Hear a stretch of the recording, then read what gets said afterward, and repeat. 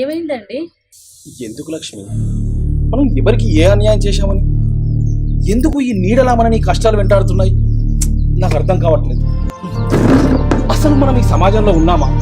ఎన్ని ప్రభుత్వాలు మారినా మన బతుకులు ఇలాగే తగలడ్డాయి. మనం అనాల్సింది ప్రభుత్వాన్ని కాదండి, ప్రభుత్వాన్ని ప్రజల్ని మోసం చేస్తున్న మధ్య దళారుల్ని. వారికి కావాల్సింది డబ్బు మాత్రమే. ఈ దేశంలో లక్షలాది రైతు కుటుంబాలు మనలాంటి పరిస్థితిని ఎదుర్కొంటున్నాయి. అవునండి, కష్టపడి పంట పండించే రైతులు కడుపు నిండా తిండి తినే అదృష్టం కూడా లేకపోయింది. మార్కెట్ డిమాండ్ను బట్టి ప్రభుత్వం సూచించిన పంటలు మాత్రమే మనం వేయాలి. ఎవరు చెప్తే ఏంది, మనకు పంట పండిందా లేదా అనేదే ముఖ్యం. నాన్న, గోపాల్ రెడ్డి సార్ని కలిసి వచ్చావా? నిన్నటి నుంచి ఆయన కోసమే తిరుగుతున్నా, దొరుకుతలేడు. ఒకసారి ఇంటికి పోయి చూడనుంటివి. ఇంటికి కూడా పోయినా 2 సార్లు, దొరకలేడు. ఫోన్ చేస్తే ఇంటి దగ్గర ఉంటా లేకుంటే గోదాం దగ్గర ఉంటా, వచ్చి కలవమని చెప్పిండు. ఏమోరా తెలియదు.